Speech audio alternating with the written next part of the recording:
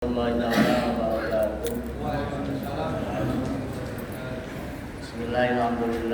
Wassalatu wassalamu ala Rasulillah wa ala alihi wa sahbihi wa mawala. Amma ba'du, subhanaka la ilma lana illa ma 'allamtana innaka antal alimul hakim. Allahumma rzuqna fahman nabiyyin wa hifdzal mursalin wa ilhamal malaikatil muqarrabin. Allahumma inna nas'aluka ilman nafi'an wa rizqan thayyiban wa 'amalan mutaqabbala. Allahumma inna na'udzubika min ilmin la yanfa' wa min qulubin la yakhsha' wa min nufusin la tashba' wa min da'watin la yustajabu laha. Hadirin wal hadirat rahimakumullah. Puji dan syukur kita panjatkan hanya kepada Allah Subhanahu wa taala yang masih mempertemukan kita di majelis kajian pada sebuah ahad ini dalam keadaan baik. Insyaallah yang sehat mudah-mudahan tambah sehat, yang kurang sehat menjadi sehat. Dan kita doakan saudara-saudara kita yang mungkin saat ini sedang sakit, baik itu di rumah maupun di rumah sakit, segera Allah angkat penyakitnya dan diganti dengan kesembuhan. Selanjutnya mudah-mudahan Allah Subhanahu wa taala juga menerima amalia subuh kita di hari ini. Amin Allahumma ya rabbal alamin. Salawat dan salam kita sanjungkan kehadiran baginda Nabi besar Muhammad sallallahu alaihi wasallam yang akhir-akhir ini, bulan ini hampir di seluruh penjuru Nusantara diadakan peringatan Maulid Nabi sallallahu alaihi wasallam. Hadirin hadirat rahimakumullah, kita lanjutkan kajian kita dengan memasuki materi ke-41, doa sujudi, doa setelah atau doa sujud, doa ketika sujud. Ada yang bertanya, untuk apa dibahas lagi masalah-masalah seperti ini? Maka pertama, untuk menguatkan keyakinan bahwa meskipun kita sudah hafal sehari-hari beberapa doa yang dinukil di kitab ini, tapi ternyata ada keragaman doa yang seperti sudah disampaikan di pertemuan sebelumnya.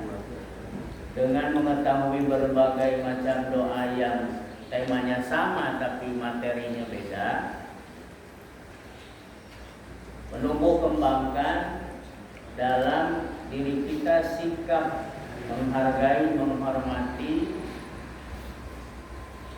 orang-orang atau kelompok-kelompok yang kebetulan mungkin berbeda dengan kita. Maka dari itu kemarin dibahas mengenai ada yang doanya seperti ini, ada doanya yang seperti itu. Jangan sampai kita merasa benar sendiri, apalagi bukan qat'iyah, bukan hal usuliyah dan seterusnya. Pun di dalam hal ini, pada kesempatan ini kita membahas tentang yang pertama, yang sudah kita kenal tentunya, doa sujud itu subhana rabbiyal a'la. Ada yang memakai wa bihamdi, tapi di sini tidak ditambahi dengan wa bihamdi. Subhana rabbiyal a'la, sahabiyul hadits wa Hudzaifah bin al-Yamani. Doa ini diambil dari hadis Nabi Shallallahu Alaihi Wasallam yang diriwayatkan oleh sahabat Hudzaifah bin al-Yaman radhiyallahu anhu sampai kepada kita melalui para ulama, melalui riwayat Imam Abu Daud, Imam At-Tirmidzi, An-Nasa'i, Ibnu Majah, Imam Ahmad, yang dikenal sebagai imam hadis atau ahlus sunnah.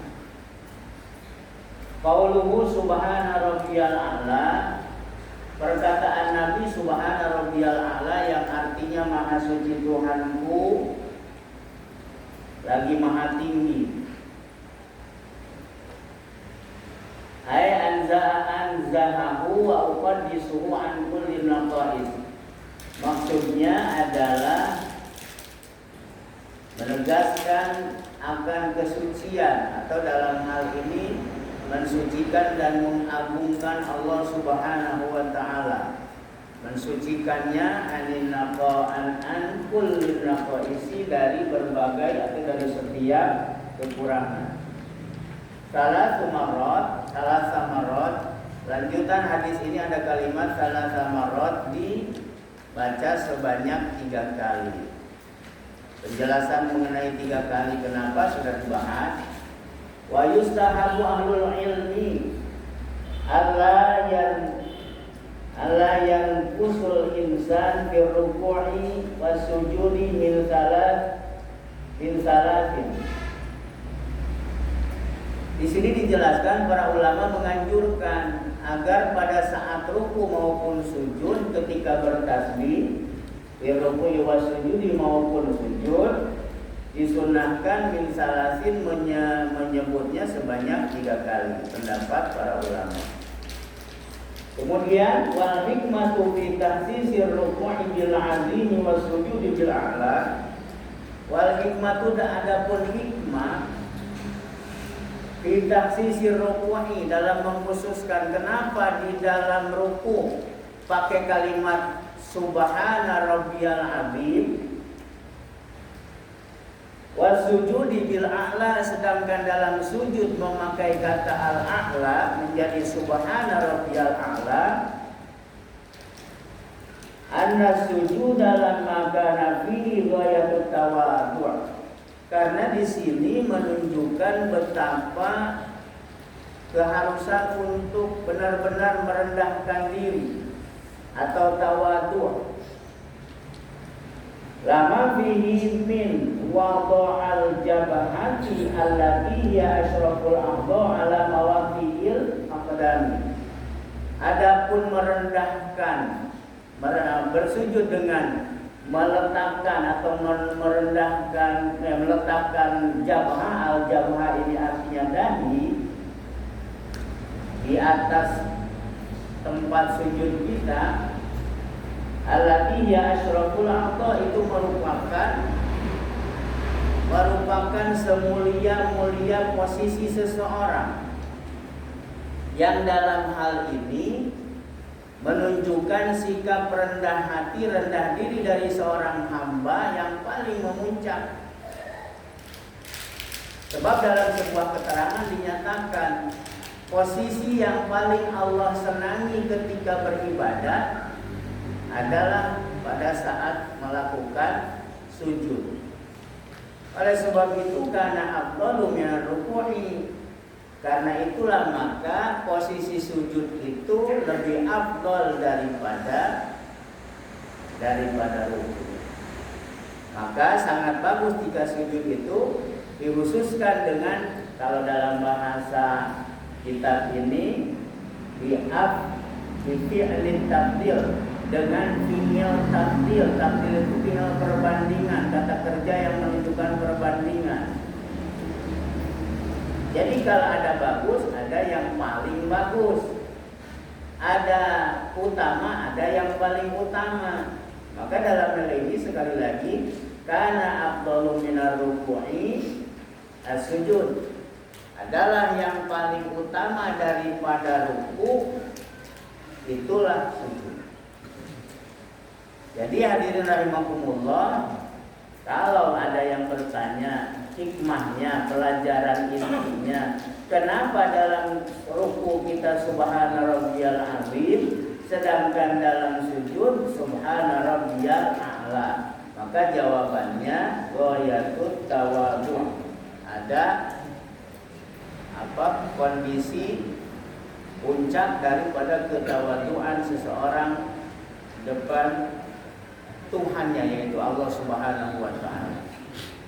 Selanjutnya doa yang kedua, Subhanakallahumma rabbana wa bihamdika Allahumma ighfirli. Subhanakallahumma, maha suci Engkau ya Allah, ya Tuhanku, Rabbana, ya Tuhan kami, wa bihamdika, dan dengan memujimu, Allahumma ya Allah, ighfirli, ampunilah aku. Tidak banyak penjelasan dalam keterangan di kitab ini, tetapi menjelaskan di kitab ini bahwa penjelasan doa ini bisa dilihat di pembahasan pada materi ke-34. ke-34. Materi ke-34 itu di belakang kalau tidak salah yang minggu kemarin sudah dibahas. Karena di doa sujud ini ada yang sama. Kemudian yang berikutnya ada doa subuhun kudusun rabbul malaikati warruh. Doa ini kalau kita sering mendengar orang memakai ketika sholat tarawih. Ada juga yang dipakai ketika doa setelah sholat witir. Nah, perkara ini sekali lagi jangan dipertentangkan. Ini berdasarkan kitab ini bahwa di antara doa yang dibaca oleh Nabi ketika sujud adalah subuhun kudusun Rabbul malaikati warruh. Engkau adalah Tuhan ya Allah yang maha agung, yang maha suci. Rabbul malaikati, Tuhan para malaikat, warruh, dan dalam hal ini Tuhannya Jibril. Kemudian yang berikutnya ada doa Allahumma laka sajadtu wa bika amantu wa laka aslamtu sajada wajhi lillazi khalaqahu wa sawwarahu wa syaqqa sam'ahu wa basarahu tabarakallahu ahsanul khaliqin. Ini ada yang biasa mengamalkannya ketika melakukan sujud tilawah. Dalam atau ayat ketika kita sedang sholat kemudian membaca doa, membaca ayat-ayat sajdah, maka dilakukanlah, dianjurkanlah untuk melakukan sujud tilawah. Bacaannya lebih kurang seperti ini. Allahumma laka sajadtu, ya Allah, hanya kepada Engkau aku bersujud. Wa bika amantu, hanya kepada Engkau lah aku beriman. Walaka aslamtu, hanya kepada Engkau lah aku menyerahkan diri. Sajada wajhi lilladzi khalaqahu, wajahku ini bersujud kepada Engkau sebagai Tuhan yang menciptakannya. Wasawwarahu, yang membentuknya. Wasyaqqa sam'ahu wa basarahu biqaulihi. Kalau ada yang menambahkan kalau dalam sujud tilawah biqaulihi tabarakallahu ahsanul khaliqin, seperti halnya di sini. Tabarakallahu ahsanul khaliqin, yang membuka pendengaran, penglihatan. Suci Engkau ya Allah, ahsanul khaliqin, sebaik-baik pencipta. Sahabiyul hadis, sahabat periwayat hadis ini adalah Ali bin Abi Thalib karramallahu wajhahu wa radhiyallahu ta'ala anhu. Adalah Ali bin Abi Thalib. Yang jadi catatan pada hadis ini adalah perkataan wasyaqqa sam'ahu. Wasyaqqa sam'ahu, yang membuka pendengaran. Wa basarahu, dan penglihatan. Memakai kata asyaqu, katanya kenapa memakai asyaqu dengan huruf sin besar yang difathahkan? Maknanya adalah bahwa mengandung arti membuka, membelah. Sedangkan as-saqu dengan huruf sin besar yang dikasrahkan atau dibaca as-siqu misalnya, artinya adalah separuh dari segala sesuatu. Sehingga dalam hal ini, apa yang menjadi pendengaran, apa yang menjadi penglihatan adalah sesuatu yang menjadi kuasa dan kehendak Allah Subhanahu wa taala, yang pastinya harus kita syukuri, yang tidak bisa siapapun untuk membentuk atau menciptakannya. Makanya ditutup dengan kalimat tabarakallahu ahsanul khaliqin. Maha suci Engkau ya Allah, Engkaulah yang maha, ya Engkaulah yang paling bagus atau sebagus-bagus, sebaik-baik pencipta. Hadirin rahimakumullah, kalimat doa ini menunjukkan bahwa betapa kita harus melakukan semacam kehusuan yang luar biasa ketika melakukan sujud. Apalagi kalau kita kembali kepada tujuan sujud tadi, atau makna atau hikmah dari sujud tadi adalah ghayatut tawadhu'. Terkadang kita ini selagi sholat mengabaikan hikmah dari sujud ini, padahal kita tahu bahwa sujud ini adalah posisi yang paling dicintai oleh Allah Subhanahu wa taala dari seorang hambanya. Maka dari itu ada ulama yang menganjurkan ketika sholat di akhir sujud, di akhir sholat, di sujud terakhirnya dilamakan.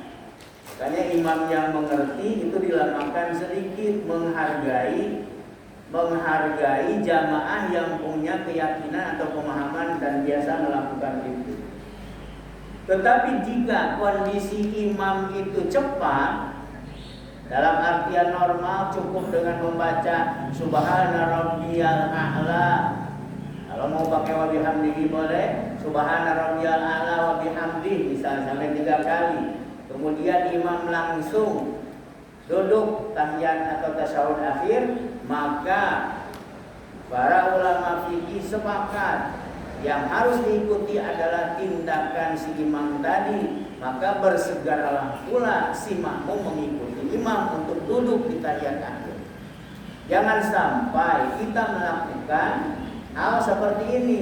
Imam sudah berangkat untuk sujud, untuk duduk di antara duduk tasyahud akhir, tetapi karena kita mengamalkan kebiasaan tadi sujud lama, maka kita membiarkan sendiri atau kita terlena dengan sujud kita, dengan doa kita yang lama. Itu adalah keliru. Kecuali kalau sholat sendiri ya silahkan selama-lamanya. Jadi sekali lagi, kalau sholat berjamaah, imam tidak terlalu lama dalam artian misalnya normal melakukan sujud di akhir sholatnya, atau di sujud terakhir pada sholatnya sebelum duduk tasyahud akhir, maka si makmum berkewajiban mengikuti imamnya dengan segera juga. Ini banyak Pak terjadi di kalangan kita ini, ada orang lama kadang. Imam sudah assalamualaikum ayyuhan nabiyyu, dia masih sujud. Oleh sebab itu jadi pelajaran penting bagi kita, meskipun sekali lagi jangan sampai dijadikan alasan, meskipun sujud itu lebih utama daripada sujud lama itu diutamakan, karena posisi sujud adalah posisi yang paling dicintai oleh Allah Subhanahu wa taala dari hambanya. Kemudian hadirin rahimakumullah, yang keberapa berikutnya doa Subhana lil jabarut wal malakut wal kibriya wal azamah. Materi atau redaksi mengenai doa ini sudah dibahas minggu lalu, karena sama persis dengan doa tambahan atau doa yang ada pada doa ruku. Kemudian yang ke-6, Allahumma ghfirli dzambi kullahu diqqahu wa jillahu wa awalahu wa akhirahu wa alaniyatahu wa sirrahu. Ada ya? Ada di risalahnya ya? Rasa kita kelewat kan? Yang keenam, Allahumma ghfirli, ya Allah ampunilah aku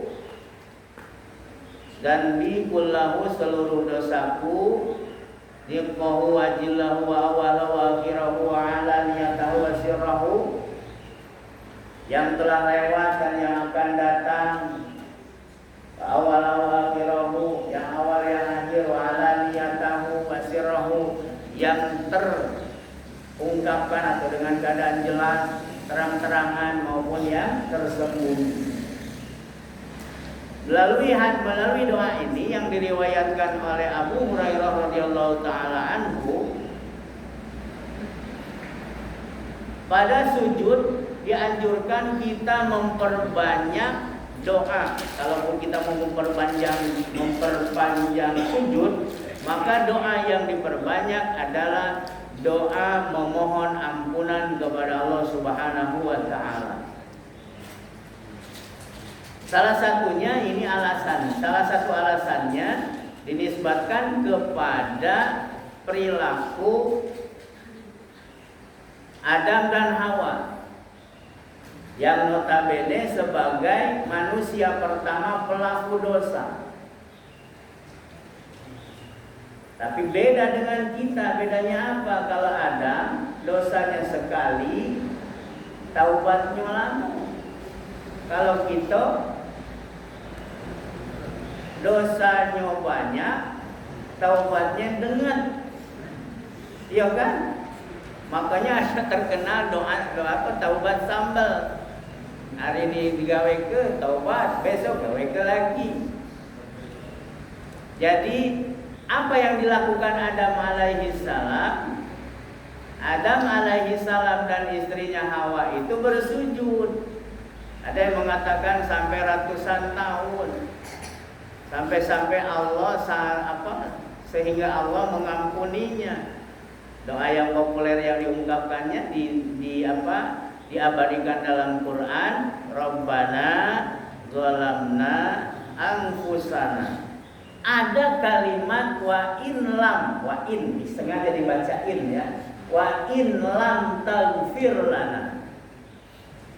Ya Allah, jika Engkau tidak mengampuni kami, wa illam taghfir lana wa tarhamna, dan tidak mengasihi kami, lanakunanna lam litaukid, lanakunanna, pasti kami minal khasirin, masuk dalam kelompok orang-orang yang merugi.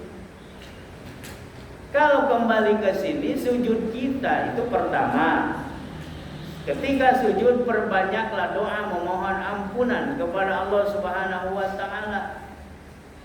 Kemudian yang kedua, tancapkan keyakinan dalam hati, dalam jiwa kita bahwa betapa meruginya diri kita kalau Allah tidak mengampuni kita. Karena ampunan Allah Subhanahu wa taala termasuk dari a'zamun ni'am, nikmat-nikmat yang paling besar, dan tidak ada yang paling diharapkan oleh kita sebagai manusia pendosa ini kecuali ampunan Allah Subhanahu wa taala. Makanya sampai-sampai Nabi mengatakan, dalam beberapa hadis dijelaskan bahwa Nabi SAW tidak pernah lepas, putus memohon ampunan kepada Allah. Dalam sebuah riwayat ada yang mengatakan tidak kurang dari 70 kali. Di riwayat lain ada yang mengatakan tidak kurang dari 100 kali istighfar.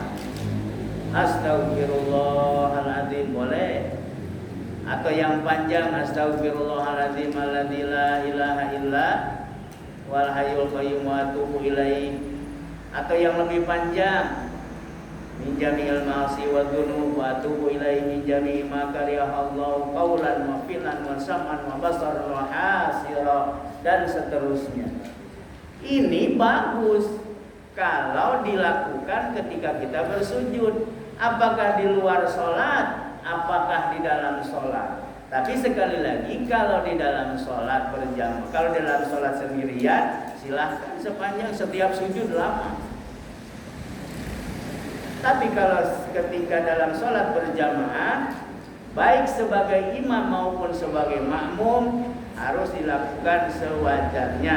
Karena konsepnya, para fuqaha menyatakan, kalau kita sedang sholat berjamaah, wabil khusus imam, maka khuffifa sholatahu, ringankanlah sholatnya. Dalam artian, dari mulai bacaan sampai ke gerakan, yang penting tidak tinggal tumakninahnya.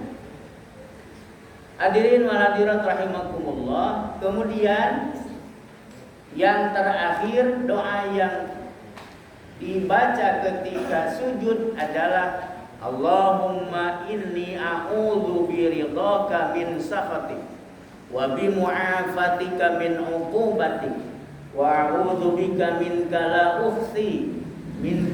uhsi sana'an 'alaika anta kama asnaita 'ala nafsi. Hadirin rahimakumullah, aku dulu dapat doa ini dari seorang ustadz di pesantren kami ini.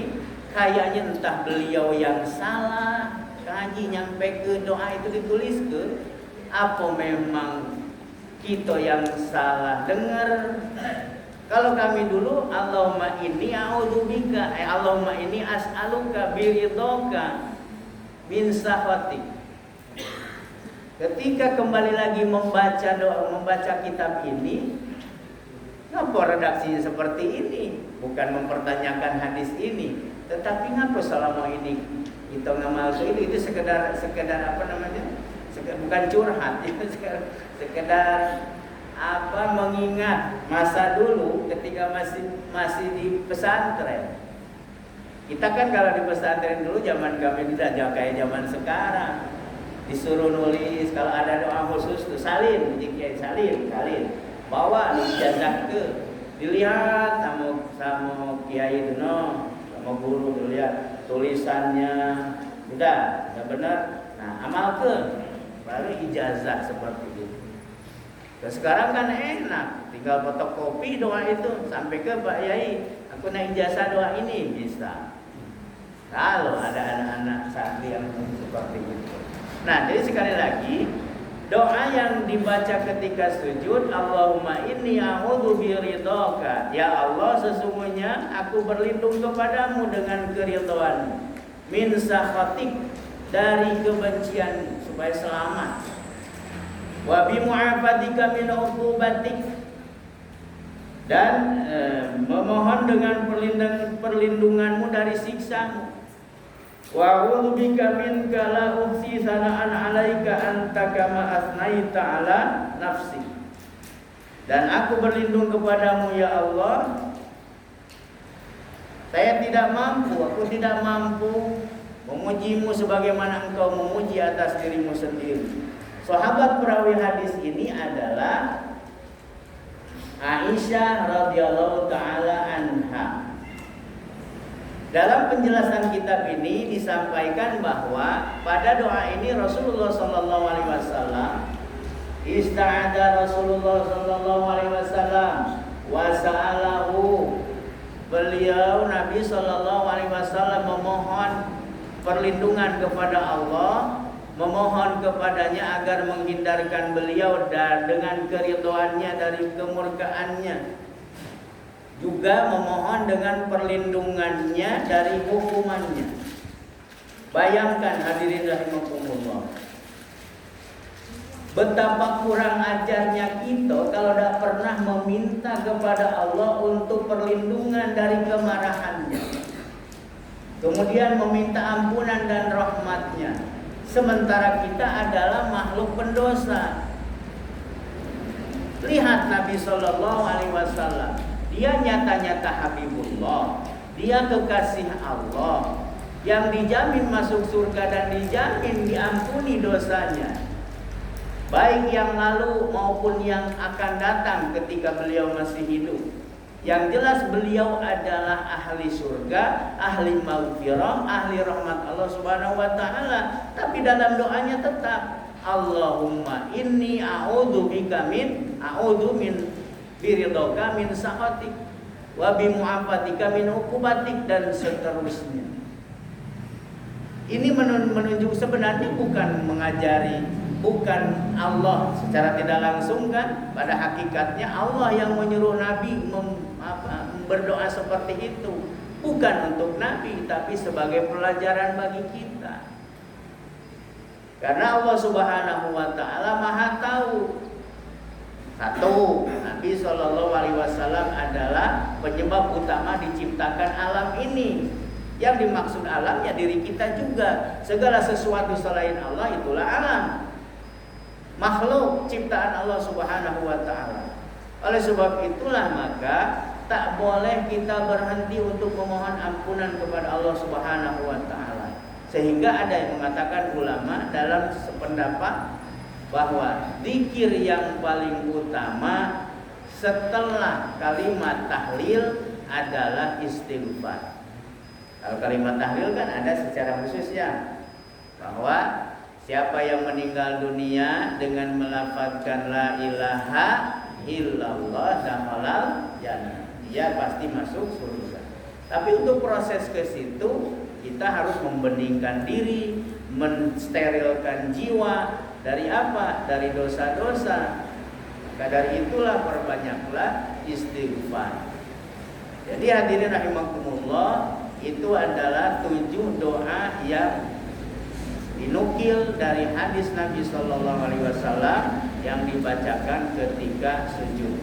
Mudah-mudahan kita bisa mengamalkannya, beguyur kalau bahasa kita, beguyur mengamalkannya, wabil khusus dalam ibadah sendiri-sendiri kita. Mudah-mudahan dengan cara seperti itu Allah Subhanahu wa taala mengampuni kita semua dan menggolongkan kita dalam kelompok orang-orang ahlul maghfirah. Amin ya rabbal alamin. Saja untuk pagi ini, mudah-mudahan bermanfaat. Subhanakallahumma wa bihamdika asyhadu an la ilaha illa anta astaghfiruka wa atubu ilaik. Wassalamualaikum warahmatullahi wabarakatuh.